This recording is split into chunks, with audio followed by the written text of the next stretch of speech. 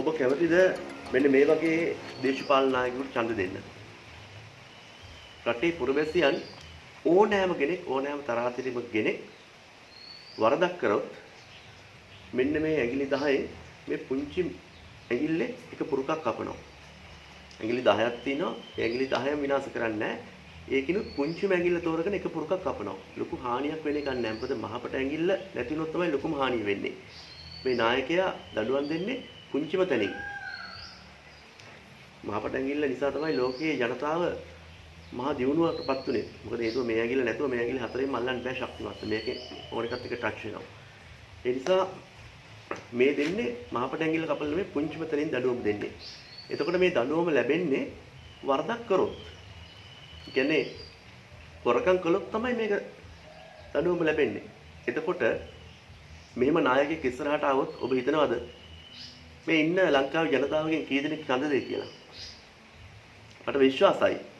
ඔබට ඒ විශ්වාසෙත් නැතුව ඇති 120ක් ඡන්ද දෙනවා. ඒ කියන්නේ 120ක් දෙනා බොහොම සෙයින් අවංක හිතින් හදවතින් හෘද සාක්ෂියෙන් එකගයි අවංකව වැඩ කරන්න. ඒක තමයි සම්මා දිට්ඨිය කියන්නේ. එයාලා දන්නවා තමාට හිමි කොටස අනිකාට හිමි කොටස තමාගේ කාර්යභාරය අනිකාගේ කාර්යභාරය ඒගොල්ලෝ පටල ගන්න නැහැ. ඒක හොඳට දකිනවා. හැබැයි මේ කොටස 120යි ඉන්නේ. මෙහෙම එක්කෙනෙක් ආවොත් 120ක් ඡන්ද දෙනවා. හැබැයි 180ක් විරුද්ධයි. 180ක් ඒ කියන්නේ විරුද්ධ නැතත් කැමති නැහැ. ඒ කියන්නේ 80ක ඉන්නේ හොරු. හොරකම් කරොත් මේ පොඩි ඇඟිල්ල කපන්නේ. එතකොට හොරකම් නොකරොත් දඬුවමක් නැහැ. ඒ නිසා මම කැමතිද එහෙම නායකයෙකුට ඡන්ද දෙන්න. මොකද මම මගේ බලය දෙන එක්කෙනා කවදා හරි දවසක මගේ ඇඟිල්ල කපනවා. හැබැයි එහෙම කපන්නේ හොරකම් කළොත්. එතකොට හොරකම නැතිකම ඒකට කියන අවංකකම කියලා. සිංගප්පූරුව දියුණු වෙන්න ගත්ත පළවෙනි පියවරක් තමයි අවංකකම එකට යොදා ගැනීම. දෙක තමයි ප්‍රායෝගිකත්වය. අපි පට්ට ප්‍රැක්ටිකල් වෙන්න ඕනි. මොකද ලංකාවේ තියෙන ටික ටික එකතු කරගෙන ගිහිල්ලා අර මහා හයිලන්ඩ් එකේ කන්දක් උඩට ගෙනහිල්ලා මේක පිටිකල්ලා නිමුම් භාණ්ඩයක් බවට පත් කරලා ආයි කන්ටේනර්ස් පිටින් පල්ලෙහාට ගෙනල්ලා විකුණන්න ඕනේ නැහැ. අපි ප්‍රැක්ටිකල් වෙන්න ඕනි. පන් තීන තන ඕනි පන් කර්මාන්තේ ගොඩක ගන්න. මේක සිත්තර ගම්මාන තීච්ච රටක්. ඒ කියන්නේ චිත්‍රාදීන මිනිස්සු ඉන්නවා ගම්මාන පිටින්. ලංකාවේ මිනිස්සු විදේශිකයෝ ඒ ගම්මානට ගිහලා චිත්‍ර තෝරගන්නවා. ඒ මිනිස්සුන්ට අභිමානයක් ගම්මානයක් පිටින්.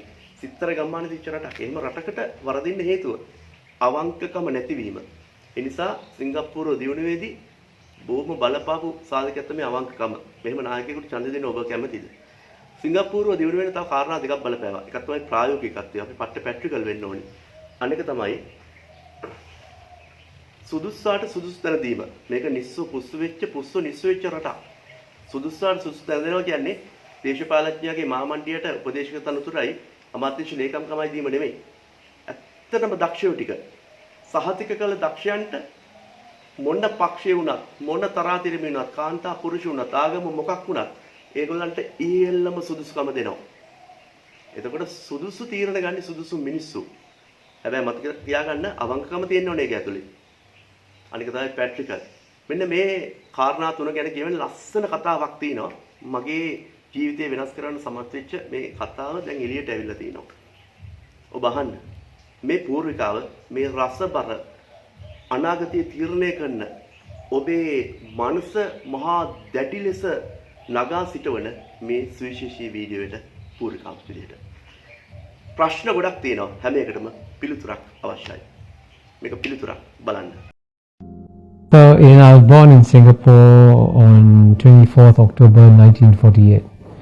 So I guess I've lived in Singapore almost 70 years now. When I grew up, Singapore was still a poor developing country. Our per capita income when we became independent was $500, the same as Ghana in Africa. Either you can say the misfortune or the good fortune of being born in a very poor family in a poor Singapore. So when I was 6 years old, when I went to school for the first day, we were weighed at school. They want to see how heavy we were. and I was declared undernourished. So I was put in a special feeding program when I went to school, and the principal had a big pail of milk, and all the children who were underweight were asked to take one scoop of milk from the pail of milk. And our house in Singapore had no flush toilet. There was crime and riots, gangster fights in my neighborhood. So in a sense, I grew up in what you call a typical third world environment. And it's quite remarkable that in my lifetime, Singapore has gone from being a third world country to a first world country, and I have lived through this remarkable transformation. I was Dean of the Lee Kuan Yew School of Public Policy for 13 years, from 2004 to 2017, and I would give every student who came to the Lee Kuan Yew School the same lecture. I said, I'm going to share with you the secret of Singapore's success free of charge. And I to tell the students that if you implement this secret formula, your country will succeed. And I capture the secret formula with the acronym in English, MPH. The M stands for meritocracy. Meritocracy means that you select the best people to run the country. And what brings many countries down, especially in the third world, is that when it comes to selecting the finance minister or the economics minister, they will give their jobs to their brothers, their cousins, their uncles, their relatives, and not to the best people. And Singapore did the exact opposite. In Singapore, the jobs were given to the best people. And in the case of the Prime Minister, Mr. Lee Kuan Yew, Mr. Lee Hsien Loong, when he went to study in Cambridge University, he was the top student in the class, if not in the university. In fact, his professors were so impressed, they said, you should become a mathematician because you become a world-class mathematician. Then he went to study in another great university, the Harvard Kennedy School. And in that university, he's one of the few students to get an article published in a Tier 1 economics journal. Very few students get articles published in a Tier 1 economics journal. So he's incredibly brilliant. And so if the best man of the job is Mr. Lee Kuan Yew's son, then he should be selected. Not on the basis of the fact that he's a relative, but on the basis that he's the best person for the job. So meritocracy is the first pillar of Singapore's secret formula. The second pillar is P, and P stands for pragmatism. Pragmatism is an English word, and it's an English concept. But the best definition of pragmatism was given by China's leader, Mr. Deng Xiaoping, when he said it doesn't matter whether a cat is black or a cat is white. If the cat catches mice, it is a good cat. So in the same way, it doesn't matter what your ideology is.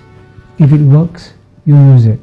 So Singapore was very pragmatic. So it would take some policies that are capitalist and some policies that are socialist, and it would mix them up. And that's what pragmatism is about. You're not bound by any ideology. But the third pillar, the H, is of course the hardest to achieve, because H stands for honesty. And indeed, what has brought most third world countries down and what has led to their failures in development has been corruption. And so Mr. Lee Kuan Yew, after he became Prime Minister, made it a point to punish not the junior people, but the very senior people. So when the Deputy Minister went on holiday with his friend, a businessman, when he came back, he was arrested. And so he said, why am I being arrested? He says, you went on a holiday with the businessman, he paid all your expenses, that's corruption. You go to jail. So when a deputy minister is sent to jail, then everybody says, oops, I've got to be careful, I can also go to jail. So that honesty factor is one critical reason why Singapore has been exceptionally successful. So it's a combination of meritocracy, pragmatism and honesty. Then that's the formula for Singapore's success.